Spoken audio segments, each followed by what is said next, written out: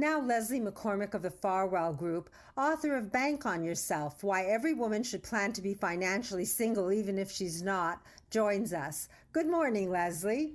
Good morning, Marilyn. And what are we speaking about today? We've been talking about estate planning, and I'd like to continue that conversation today. Estate planning is about passing on a legacy to your surviving spouse, family, friends, or causes that you care most about.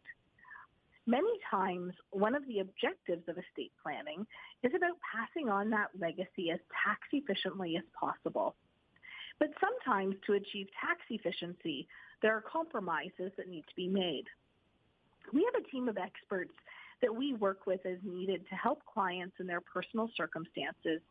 And there's a particular estate and trust consultant that I like working with.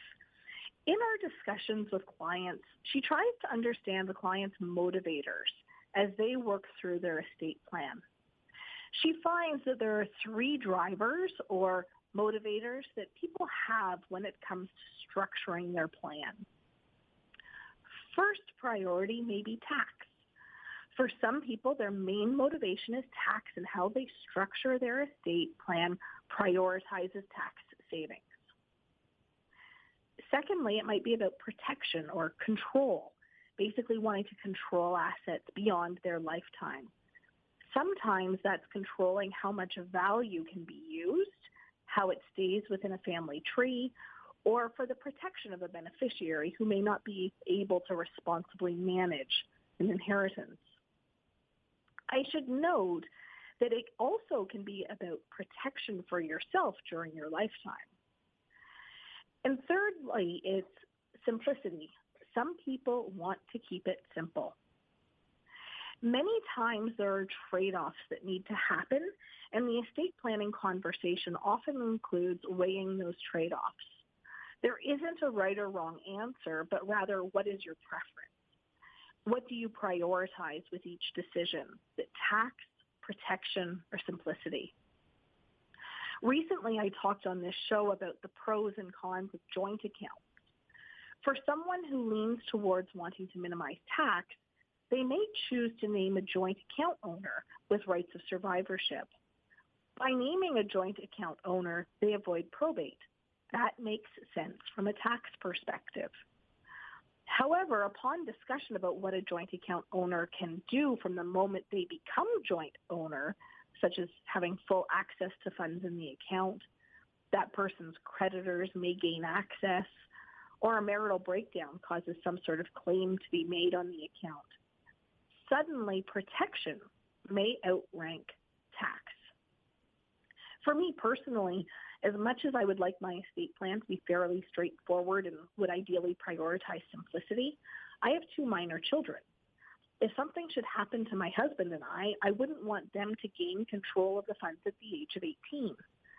Instead of keeping things simple, we had to add the complexities of a testamentary trust and insurance trusts for our kids.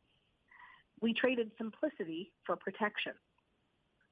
Passing on a legacy to your surviving spouse, family, friends, or causes you support can be done in many ways.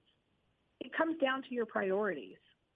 Working with a knowledgeable professional will help identify the strategies that will work best for you, your loved ones, and the causes you support. They'll also help you navigate the choices and the trade-offs that you may need to make as you leave the legacy you want. I'm taking a deep breath because it's complicated, even if we want to keep it simple. But the fact is that you and the team at the Farwell Group live this every day. So for what is overwhelming to me and probably a lot of the listeners is relatively simple to outline for the strangers we would meet at the Farwell Group.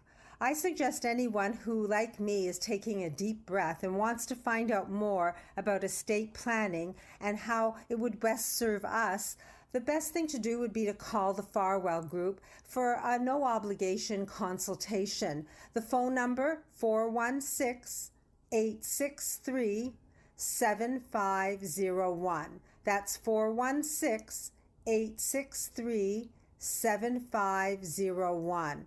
We are each individuals. We each have our priorities and our desires and our commitments and our obligations. The idea is to make an estate plan that's comfortable for us and that does leave the legacy we intend to in the way we intend it to be. The Farwell Group can be your friends once you meet them and you get their advice and you understand what's best for you.